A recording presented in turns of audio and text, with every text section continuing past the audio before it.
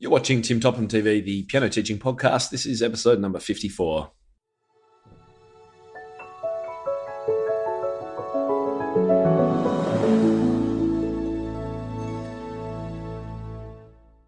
G'day, everyone, and welcome again back to Tim Topham TV. I'm so glad that you're watching or listening wherever you are in the world. It's great to have you. Great to have me in your earbuds. I was going to say, I wasn't actually sure where I was going with that one. It's great that you're listening, and I do hope that you get a lot out of today's episode. We're talking to Mike Verta, who I'm going to introduce you to shortly, about how he teaches online in a hugely scalable way and makes a significant amount of income on the side. Before we dive in, I would like to introduce you to Learn to Teach Music Lessons on Skype, which is the fantastic video course I've been talking about from Melody Payne this month. If you want to be the most forward-thinking and trend-setting teacher in your area, if you're looking to increase your client base, teaching hours and income, and if you need a perfect solution to cut down on your makeup lessons, then teaching online is for you. And this month on the blog and the podcast is all for you too. Learn to Teach Music Lessons on Skype will help you develop the online studio that you've always wanted. You will discover what equipment you need for teaching online, as well as exactly how to set it up for the optimal online teaching and learning experience. You'll also be introduced to policies and payment options, valuable teaching tips and some hints, and a list of the pros and cons of online teaching and more, so that you can begin teaching online lessons confidently and professionally and avoid making a whole lot of rookie beginner errors. Learn to Teach Music Lessons on Skype also includes exclusive access to a private Facebook community of other online teachers where you can ask questions, share video clips, and chat about your online teaching experiences. Learn to Teach Music Lessons on Skype will answer your questions about online music lessons. It'll help you gain the practical knowledge, skills, and confidence you need to start teaching online and show you how to enhance your studio, maximize your teaching efforts, and set your studio apart, taking it to the next level. Head to the show notes page for today's episode to get a discount code for this course and a link to find out more. And the show notes for this episode are at timtopham.com/episode 54.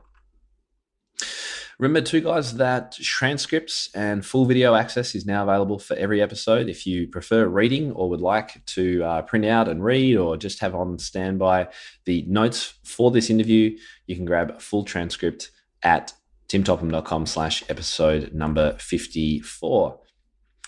So Mike Verta, now this guy's an absolute guru when it comes to teaching online. And if you've ever wondered about how you can supplement your one-on-one face-to-face piano teaching, even if you're doing groups already, then this is a fantastic option for you. Mike makes 50 to 60K on the side teaching online just by having online courses and online live events that are completely scalable. So once he's actually recorded them, they go into a repository and people can buy. And you'd be really surprised at just how little he charges for these, but what an impact it can have on his teaching income. The great thing is, of course, that this is something that any of us can do. The technology is out there. It's not difficult to use. And we've already heard in the last 2 weeks with Mario and also Melody about just how simple it is to get started. And of course, there are options. You can pay a lot if you really want really top-notch software, but you don't have to. And that's the great thing about it. You can get started and you can do exactly what Mike is doing using just some really simple things. Today's guest, Mike Verta, knew he wanted to compose music for film when he watched Star Wars aged 5 and just fell in love with John Williams' score. He started writing music and composing film scores in his early teens and is now an in-demand film composer and visual effects artist based in LA. Film score credits include Don't Blink, Inspector Mum, and Forbidden Warrior, and he's literally worked on hundreds of other projects. I can't mention them all now. While working full-time in the industry, he also runs regular online training events and masterclasses for musicians and artists around the world, and that's exactly what we're going to be talking about today. So during this month, we kind of started with the one-on-one FaceTime Skype lessons with Melody. Last week, we talked with Dr. Mario Ahero about scaling up and trying to use, or how you can use pretty cool technology to really upscale and go high tech in your online lessons if you choose to.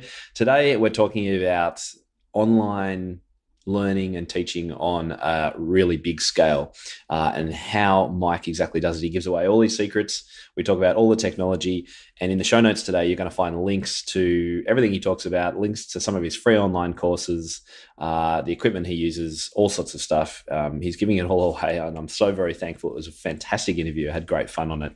Remember that you can grab the full transcript and you can watch the video of this episode at timtopham.com/episode 54.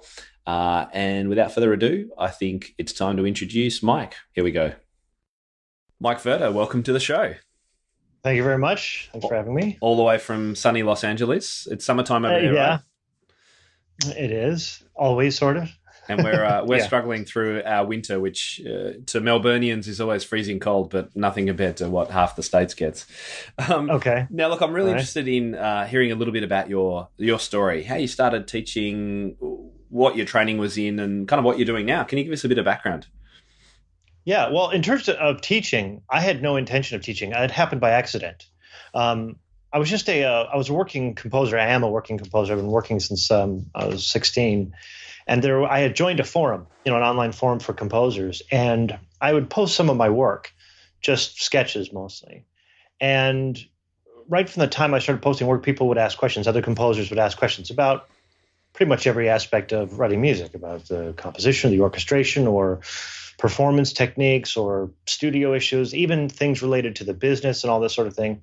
And over a course of like 6 months to a year, the questions there were so many of them, I just couldn't answer them anymore. I was doing that all the time in email or on the forum. I was spending way too much time on it. And of course I wanted to answer, because they were asking the exact same questions that I asked when I was coming up, but you can never really get straight answers, especially from professionals who are working. You always get this, you always feel like there's some sort of secret. It's like the nuclear launch codes. People won't tell you what the real truth is about business negotiations or what their tricks are when they write. So what I did was I thought, okay, you know what I'll do is I'll do a couple of free podcasts. I'll do a couple of podcasts and a couple of YouTube videos, and I'll put them on, and this will probably take care of that. Except it went exactly the opposite way, because now people had little pieces of media they could share.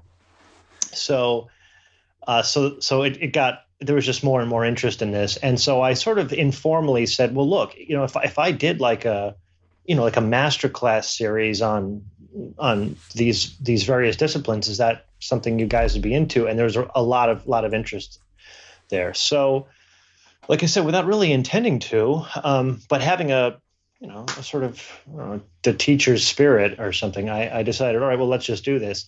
So I didn't have much of a game plan when I started. I knew, well, I could talk about pretty much anything in the industry, and I sort of thought, well, how long should the classes be? An hour and a half, something like that. And I picked a price point, and then I just started, and they grew in popularity pretty quickly, and now I have a really, nice core group of people who come, and there's more every day pretty much. Yeah. And so what does the outcome look like today? How many lessons do you provide? How many students do you teach? Do you have the numbers? Well, it's hard to, what I did was, the classes, I do them live, and I do them on like Friday nights in Los Angeles time. And they're very like informal. They're sort of, it's almost like a hangout. And there's a structure, there's a plan for the class, and then I take questions, and the live people help shape the class, because they'll ask for, more clarity on a point. And I've done to date, I think 24 or 26 classes over the course of the 4 years. So they're not regular. It's usually between gigs.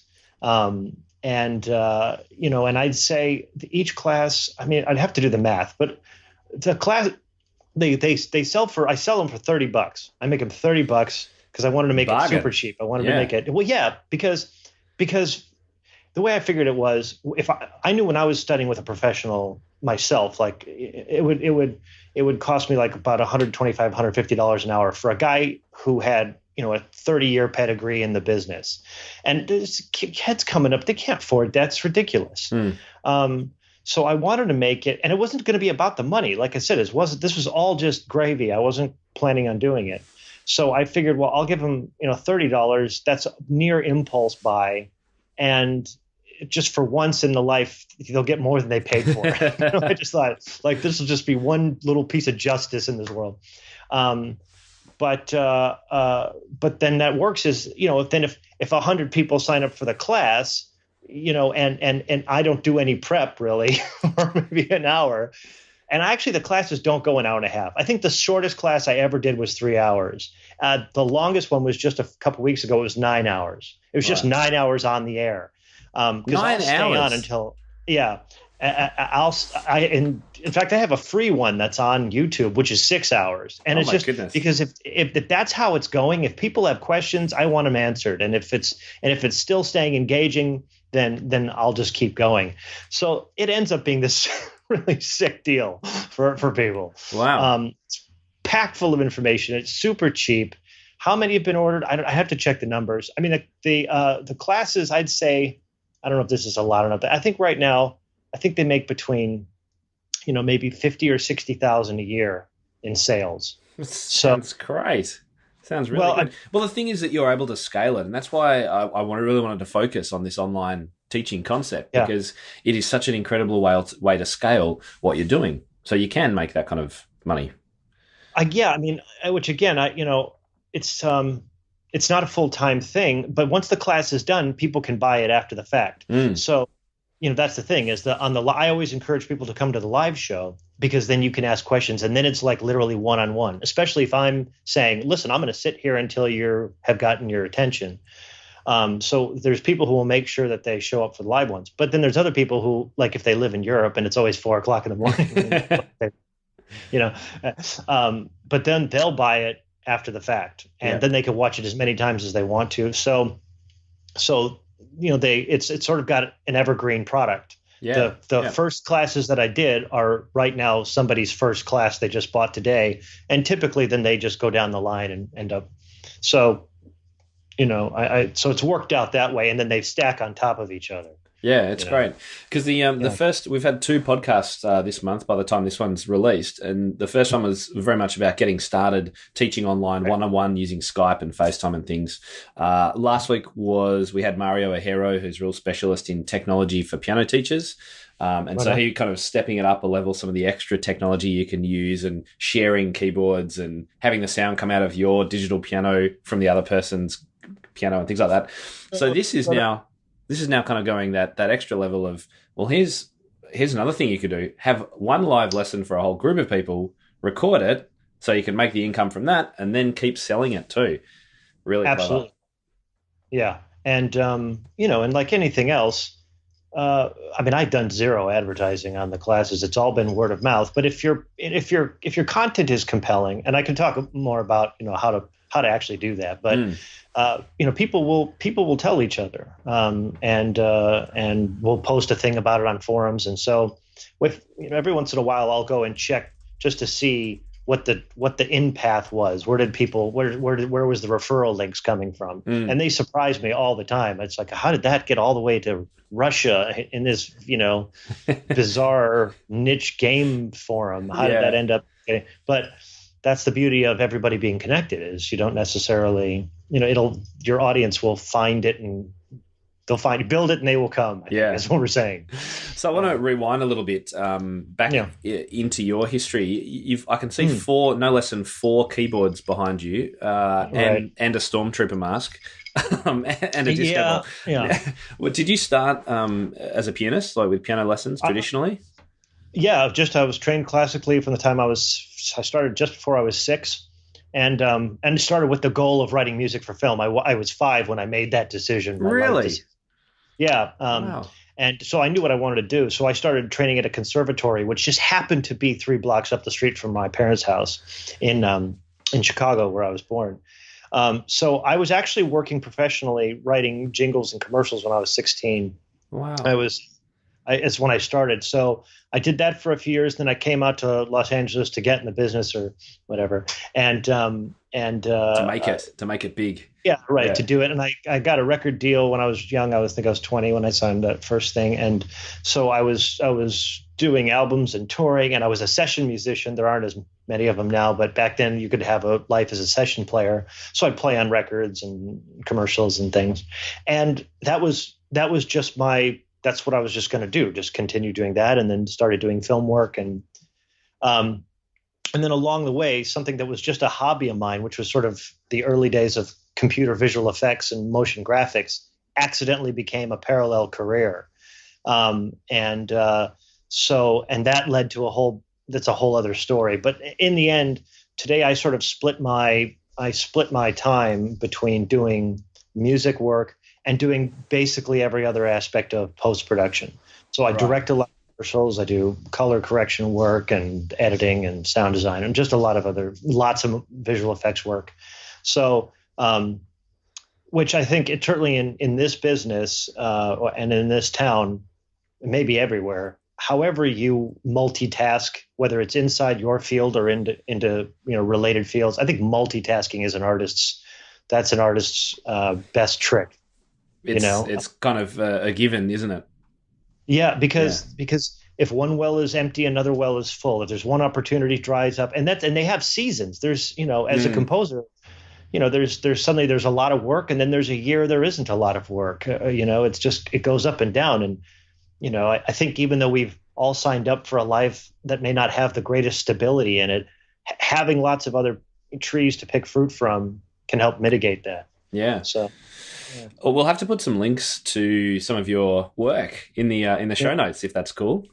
Yeah, sure. Of course, I'd be fascinated to hear about it. I love composing and helping my students compose. I wonder whether your teacher had some skills in that area that drove you down that path, or were you very much self-taught? You mean as a composer, or as a teacher? As a piano student, as a young boy, did your teacher encourage that stuff? No, they hated that. Right. Okay. So what happened was I was studying classically, and I was at a conservatory that took it very, very seriously. And all I wanted to do was change the music. I had no reverence or respect for it. And I had a teacher with one of the rulers on the knuckles, just whap. So, oh my goodness. Okay. So I did 5 years of that, and then somebody said, you ought to switch over to jazz piano because they like that there. Yeah. Great. So I switched over to jazz, and that was actually the first stuff that I was writing was big band and jazz trio and quartet stuff. And my first album was actually a jazz album. But I was playing in rock bands and doing everything else, as a keyboard player. And it was the 80s, so that was the time to be a keyboard player. Yeah.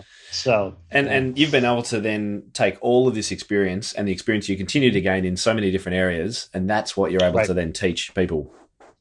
Yeah, and that's so, and having had a formal education, I also learned how much of what I use in my day-to-day professional life was everything I got outside of school, was everything about being on stage and talking and working with musicians and violating virtually every rule that composers are taught to follow, and the things that you just can't necessarily, you can't teach. You have to give somebody the experience. They have to experience it. Yeah. So my goal was, to say that with my classes, all the information in 2016 or whatever, all the information's out there. So it was to me going to be partially the way I gave it to people and what I could give them that you might not necessarily be able to find, because professionals guard those secrets so carefully.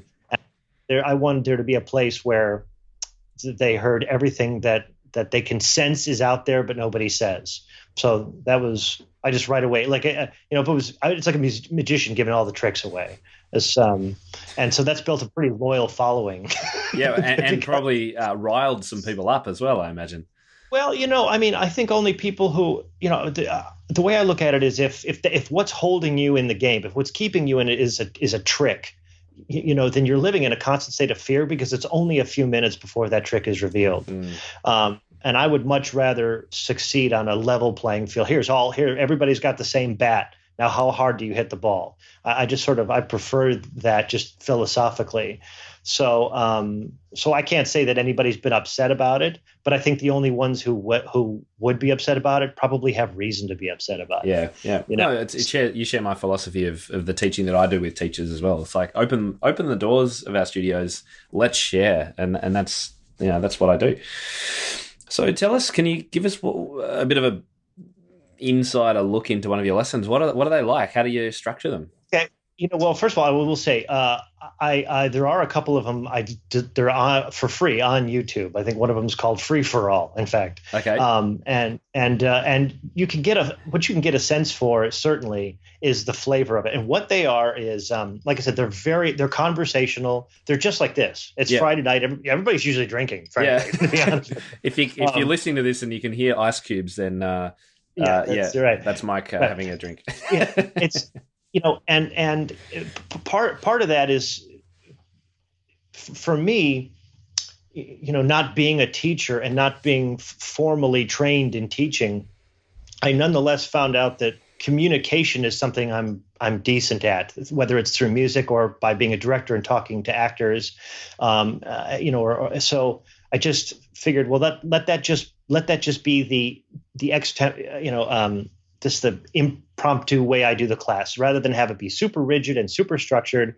I know what I'm going to be talking about, whatever the topic is. If it's a class on, how to develop an idea, well, I could do 15 classes on that. I could talk about that for a year. Yeah. So I will usually start with taking the discipline of reducing things down to very simple, practical things that a composer can walk away from that class right now and be a better composer. That's the discipline, that I ask of myself. Like, really give them something practical, tangible, simple. And if you've been doing something for 30 years, you should be able to express its essence. And so every class has what I call like the magic takeaways, the things that when you listen, you can sit down and have a trick you didn't have before, have an understanding you didn't have before, have a technique, a process, something to conquer any aspect of composing, whether it's orchestration or writing music or how to develop our idea or how to break through sticking points or in other aspects of the business, how to negotiate and all those things. So they usually start with, in my mind, a sort of rough idea for the outline of it.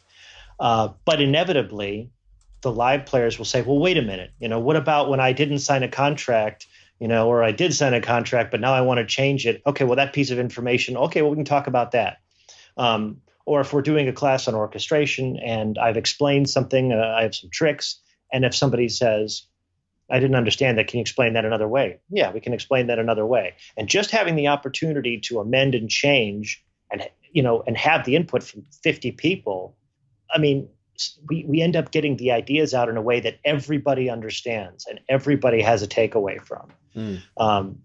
That's the thing that is most reported back to me is people say, I just learned more in an hour than I learned in 4 years at Berkeley. I get that comment all the time. And it doesn't surprise me, because you don't get that sort of personal attention usually, and you don't usually get it from somebody who's literally doing it to make ends meet every day. So like I said, but they're fun and they're irreverent and cheeky and I do this thing, like I started doing this after the second class. I put up this little red banner before the class. Okay, so for people that are listening, it's like a warning before the movie comes up. It says the following program has been improved for restricted audiences only by a parent with at least some sense of responsibility. Nice. Yeah, and I put that up because it was like the second class or something, and somebody asked me a question that just got me going, and I just was like, you know what, I hate this, and I just was immediately, I was on it, and I dropped a few F-bombs or whatever. And he goes, "Just give me one moment. My little kid's in the room." That's right. It's not just my house. But that thing where if you see the classes and if you take the classes, that's exactly who I am. It's exactly who I am on a real Friday night.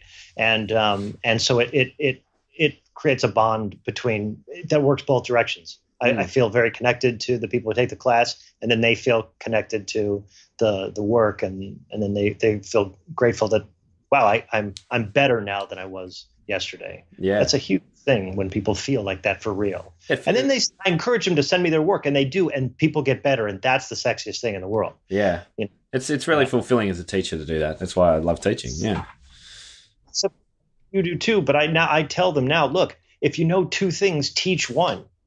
Because first of all, you never learn something the way you do when you have to teach it.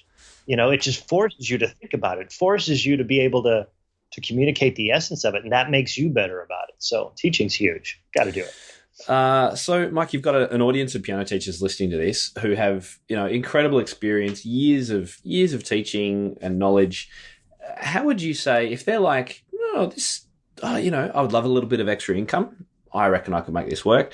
Where would you say that they should start? We'll talk about technology in a second, just conceptually. Conceptually, here's what I would say. The first thing about if you decide that you want to do this, and I don't care what online adventure you want to do, start by pre-seeding an audience. I didn't realize this was happening, but I was building my first audience over the course of a year, and those were people who were going to be there on day one.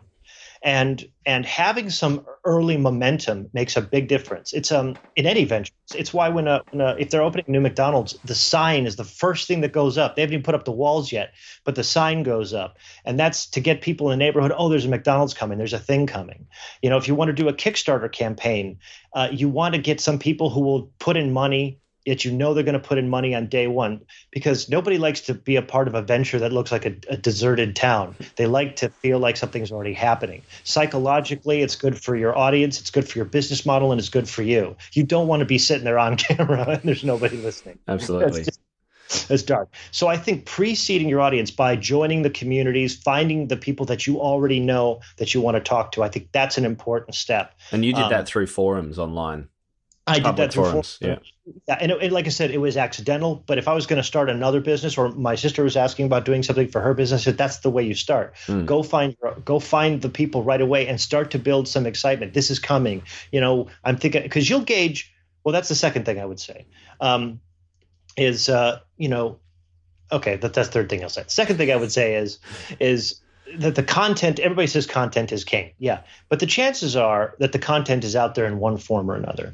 So focus on the unique voice that is your delivery, whatever that is. I mean, I'm a big advocate of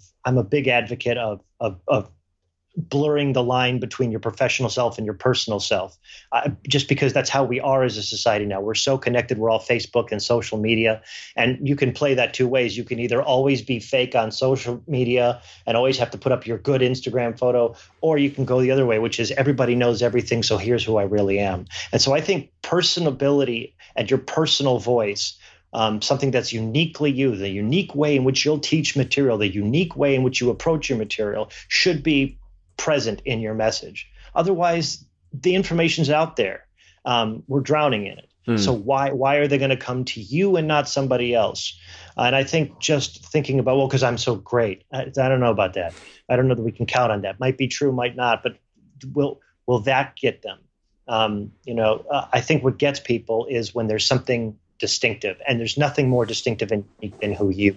The third thing I would say is actually, I was thinking, is have an idea of what you want to do. Have your plan, have your best laid plans, but stealthily find out what your audience wants. They'll tell you, especially right after you start. My first few classes immediately were the most instructive on teaching me how my class was going to ultimately go, because I came in with my plan, but the audience helped shape my program. I could tell what they were more interested. I could see what they were engaging more to.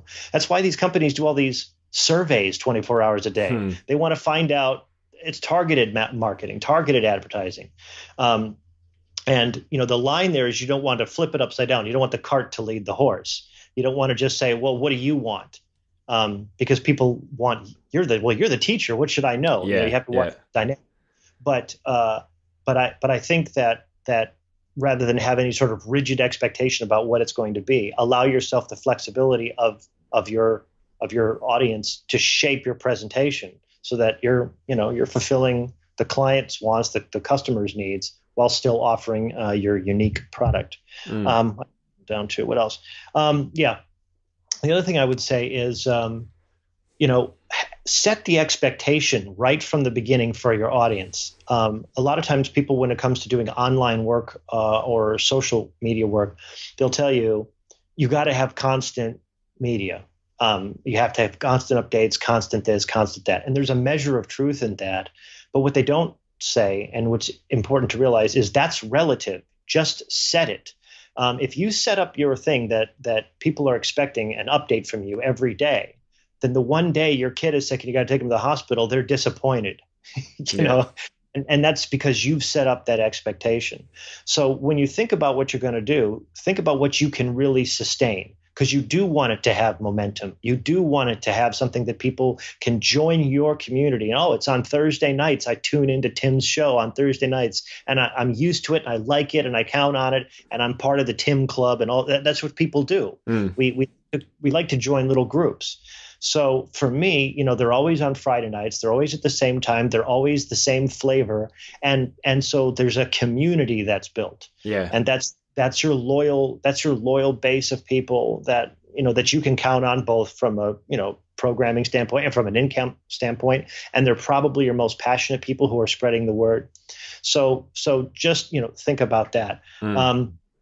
When it comes to the aspect about what you should charge, it's the same advice I give composers, which is there is no number. It's whatever number you want it to be. Whatever number is worth the time that you take to do the class, the time it takes to prepare, the time that you didn't spend with your family, what you need to pay your bills for that hour, what you want in creature comforts. Nobody can tell you that number.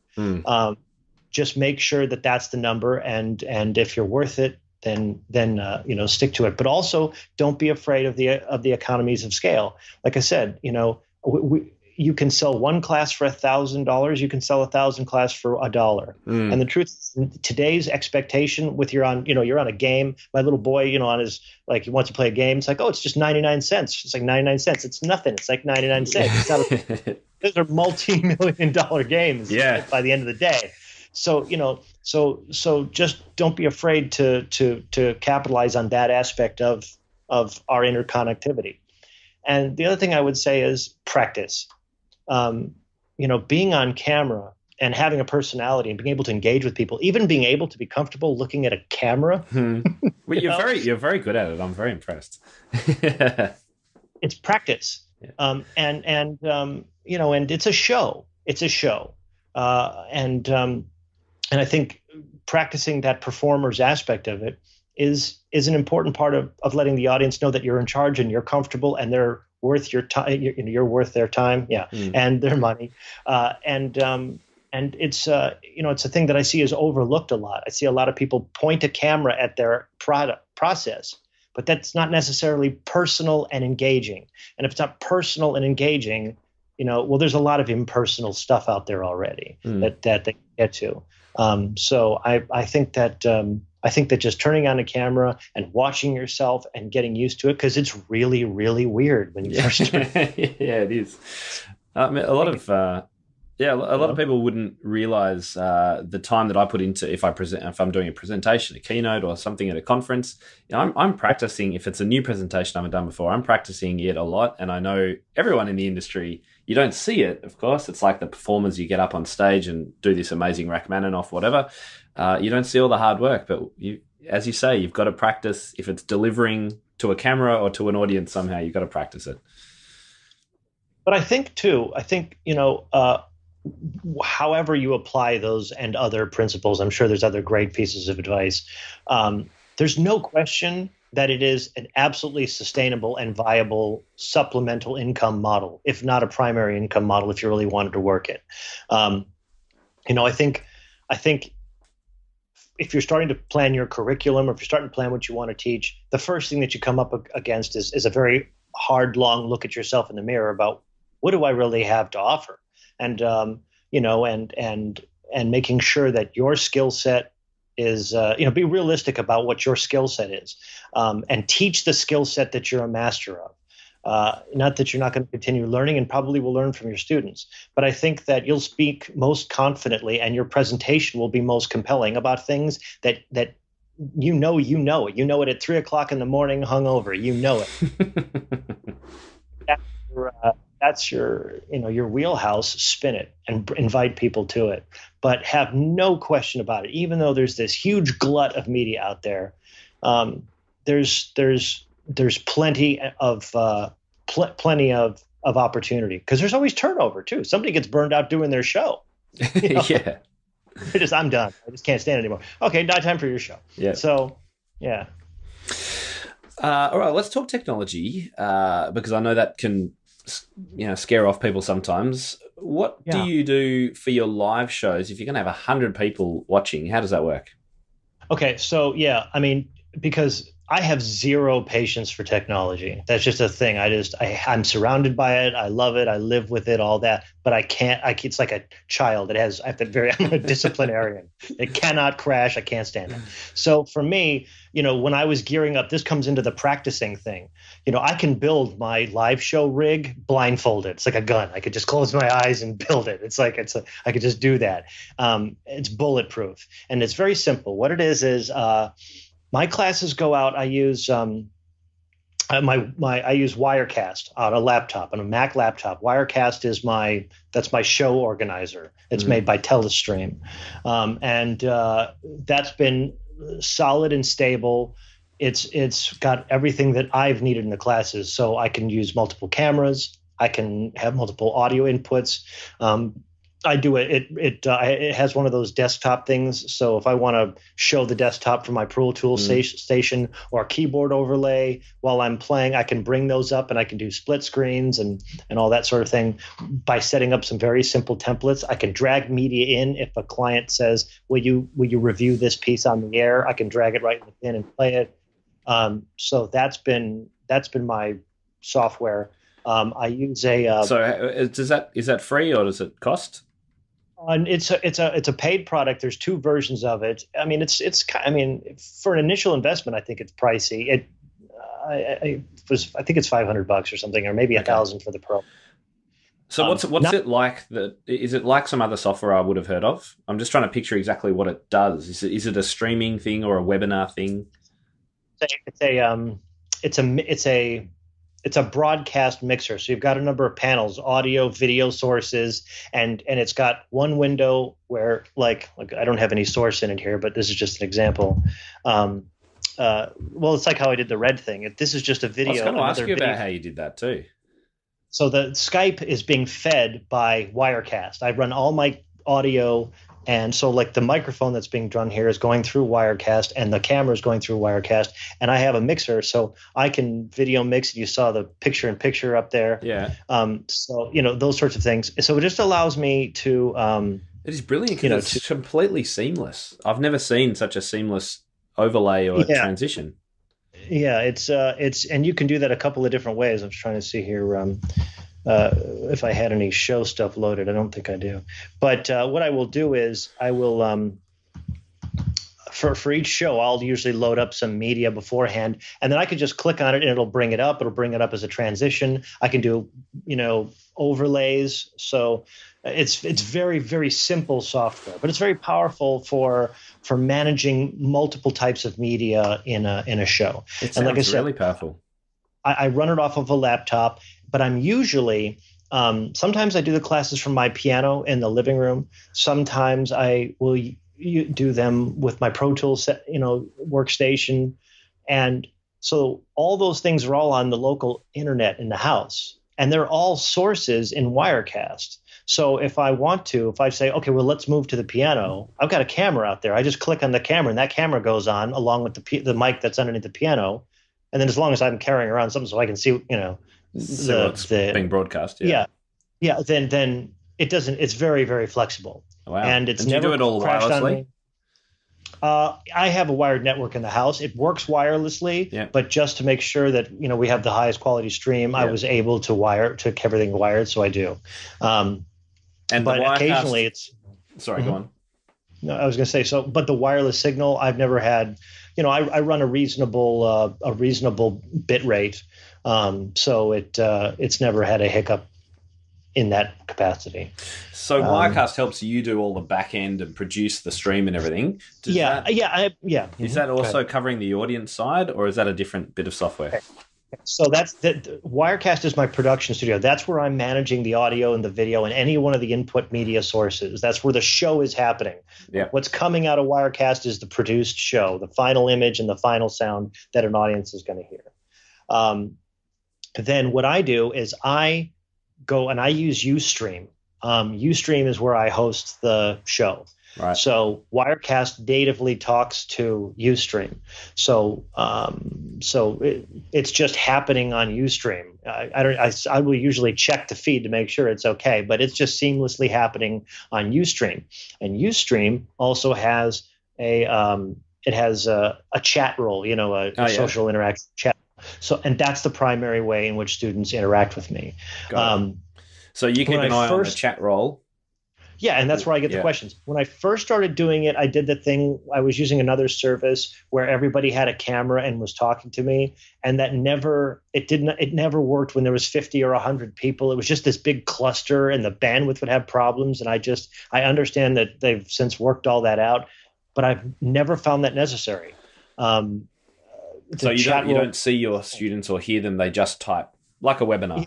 Just type. Yeah, it's like a webinar. And that's never stopped people from getting their questions answered. In fact, I think it forces them to think about their question. And nobody's ever complained about it.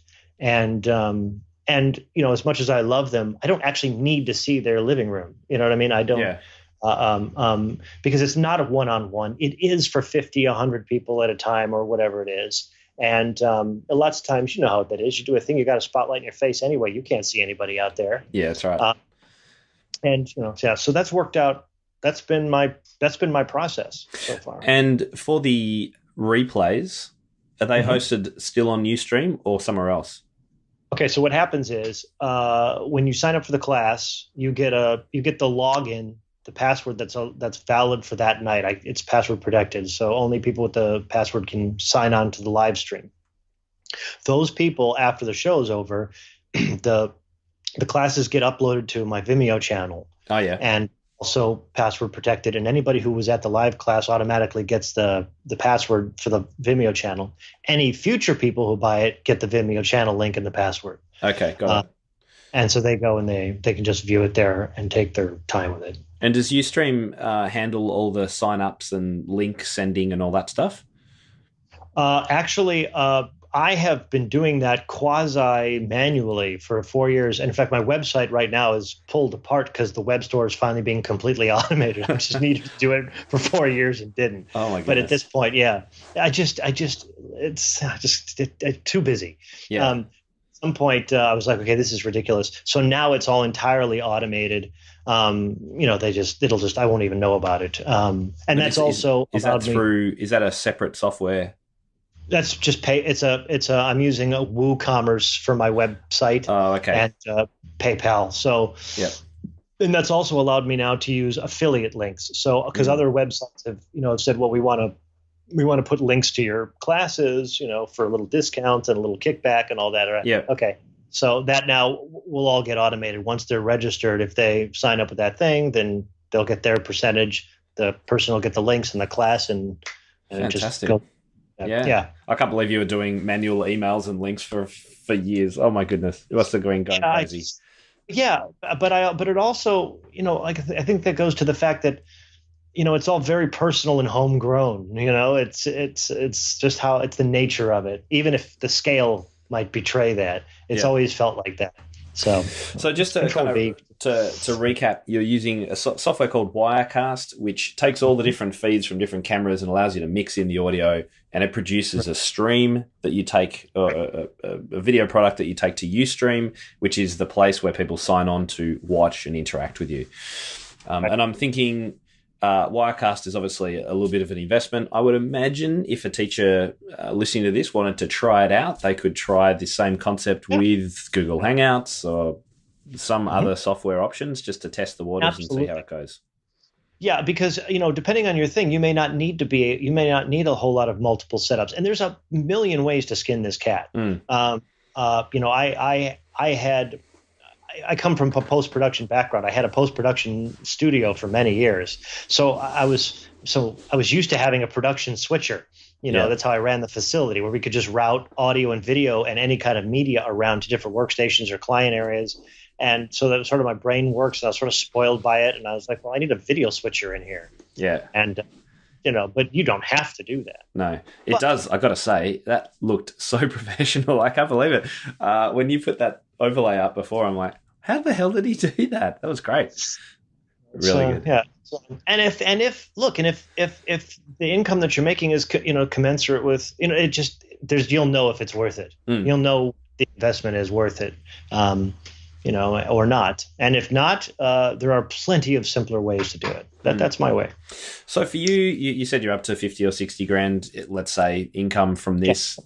Yeah. A significant amount. Would it ever be something that you would like to do, more of and make a complete living out of? I think if I spent any time at all on advertising, or spent any time at all trying to recruit new people, you probably could double that. That's right. Probably. I mean, which again, is that a lot or not a lot? I don't know. It sort of depends. Living in Los Angeles, 60 grand is that's like your groceries for a month. It's ridiculous how expensive it's out here. But but that again, that's a volume sales model. Its classes are $30 for Christ's sake.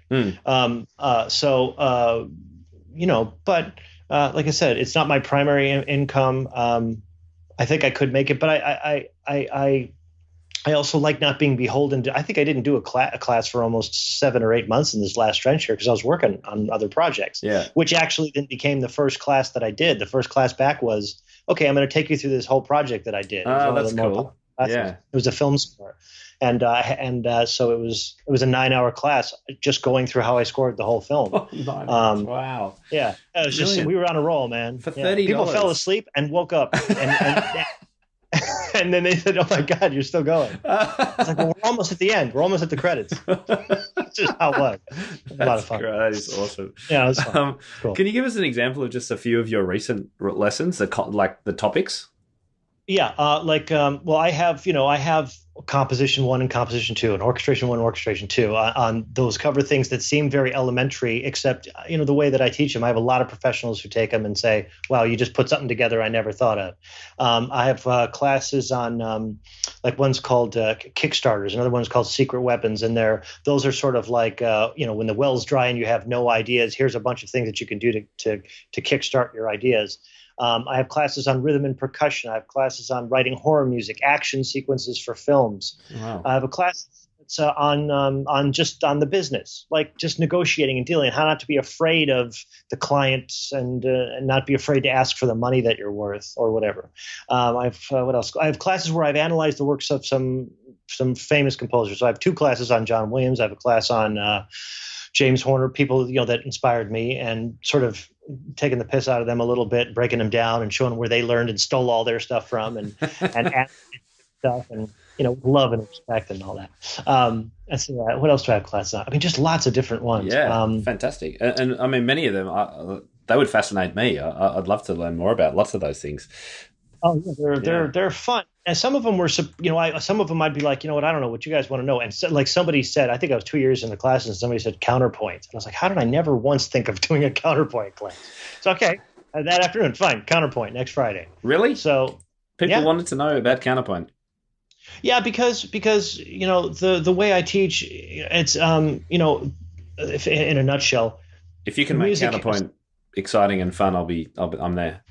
It's a fun class. But that's the thing about it, is I think music is usually presented in a way, but the analogy that I use is, especially for composers, they look at all these huge disciplines. They look at composition and orchestration and all the voice leading rules, and they look at having to learn all the instruments and the ranges and think about transpositions, and they have to think about, counterpoints and all these things. And it just seems like it's this giant, enormous thing. But the truth is that there's a way in which to think about music and a way to teach music that is much more in tune with the way your brain learns. And it's the same mechanism by which we learn to walk. You can't walk consciously. You couldn't do it. You can't think this muscle fires and then this tendon pulls and and then I balance in my ear and then you couldn't do it if you tried. There's a billion things going on that you're not even aware of. And yet not only can you walk, you can run and dance and do acrobatics. So there's a way to think about all of these hyper complex disciplines all at once and all together that actually makes it a lot simpler to understand and to recognize patterns and work with it. So once once we turn that switch on and get you to look at it differently, then actually all those extra disciplines they don't become like another level. They become just like another flavor in something you're already doing. Now you've really got me intrigued. It's It's I wouldn't be doing the classes. One thing I always say in the classes is we're going to stay on the air until everybody has something that's profound. That they're just a little like I want everybody to have that moment where they're like, wait a minute, wow. Yeah. And so if you really work at it and think about it, there's a lot of those moments to be had, and everybody loves that feeling. Everybody loves to be smart, and everybody loves to see something that looks so intangible and so complicated, and suddenly they're like, oh my God, I get it. I never got it. I totally get it. That's the best for everyone. Mm-hmm. So it can be done even about something as complicated and seemingly like mystical as music. Totally. Have you got a favorite film composer? Well, John Williams is the reason. I saw Star Wars when I was 5. That's the movie. I came out of the movie theater and told my mom I wanted to write music for movies. So, wow. So John Williams' score that first one that literally started a program running. And to be perfectly frank, a lot of the calls that I get for work are for writing in that sort of style, in that sort of idiomatic style. If you listen to, I've got a piece online that's called The Race. It's on YouTube, and you'll hear right away. You'll hear the influences in there. But many others. James Horner was a huge influence. Alan Silvestri, Jerry Goldsmith. But then later, of course, I went back and discovered all the symphonic roots where they stole all their material from. So it was all back in Ravel and Shostakovich and, and all the greats. Yeah. Have you ever met John Williams? No, he not personally. He lives actually just up the street. I've seen him a bunch coming out of his house. He sent me a nice note about some of my work once, but we just never crossed paths. We use the same recording engineer, Sean Murphy. So I feel like they're almost always in this. You're gonna have to meet him one day and tell him that he's the reason why you're doing what you're doing, surely. What had happened was we had just crossed paths but not met in so many times that I eventually just sit down and I penned him a note. It was like I wrote it. I didn't type it. I wrote it, and it was one of those notes that I'd probably spent 30 years thinking up, and I had sent him one of the pieces of my work, and it was just a thank you, and this is what you did. This is your fault kind of, note. And true to his nature and his reputation, he was just so gracious and encouraging, and so I feel like I've had my John Williams thing. I'm almost afraid that maybe the man wouldn't be as exciting. But I have my note from him, and I have that in my special place. And so I'm that's thinking now, he'd be a good podcast guest too. Yeah. We'll have to get you to hook me up. Yeah. All right, Mike, look, thank you so much for your time today. I'm kind of going to start wrapping it up. Where can people find out more about you and your courses? Well, right now, like I said, the website's pulled apart. I'll give you it's usually just mikeverta.com. So MikeVerta.com. Yeah, and that'll work 9/10 of the time. If you go in the next few days, it's probably still going to be down. Just put /WordPress and you can get back. You can get into it anyway. Okay. I think I found you through Google, actually, because, the websites were a bit like, what's going on here? Yeah. Well, like I said, the developers have all pulled it apart. But in there'll be the music links to the music stuff that I've done, and then all the visual effects and graphics and directing and everything else is all in there. And there's a section on where all the master classes are listed, the descriptions of them, and the links to buy them and all that. So, yeah. But in the meantime, definitely go check out, the ones that are free. Just YouTube my name and they'll all come up. Okay, perfect. And a bunch of podcasts, free podcasts, a bunch of there's like technique classes, one where I reviewed student compositions for 6 hours. Wow. That was fun. And in there actually were all the ones from when I was a kid. I would secretly throw them in and just destroy them. Just so people didn't feel that. But that was actually a really popular class that got a lot of followers. So those are free. Check those out and you get the flavor, the whole thing. You'll get it. Brilliant. So, and we'll chuck a whole lot of links on the show notes page and maybe embed some YouTubes. I'll go through and have a look. I'm looking forward to exploring your stuff. It has just been awesome to talk with you. I really, really enjoyed it. Man, I appreciate the opportunity. Anytime to just to talk. So, and your stuff is great. So I'll just send you links. You don't have to pay. I'll just give you some Okay. links. I appreciate Just it. hit me up. And look, you're the specialist in this. Is there anything I've forgotten to ask you that you're just like, oh my God, he's got to ask me this question or anything? No, I think you've done a really good job of covering the bases. And I think just, just your being the sort of aggregator, and letting people, because I know I've seen some of your podcasts. I looked once we talked. You've provided a lot of information from a lot of various people with a lot of different takes on it.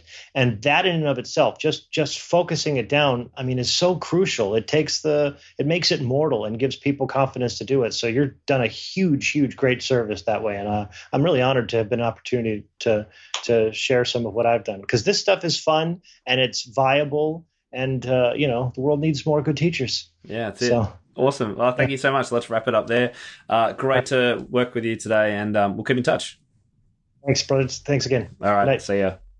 If the idea of a piano teachers community where you get to access the best educational resources, rub shoulders with expert teachers from around the world, and have immediate access to feedback for any of your questions, then InnerCircle membership is for you. The InnerCircle is my private community of piano teachers from across the globe who share a commitment to creating and delivering the most inspiring, modern and progressive learning experiences for their students. Membership is now open, so head to timtopham.com/community to find out more and get involved today. I can't wait to see you on the inside.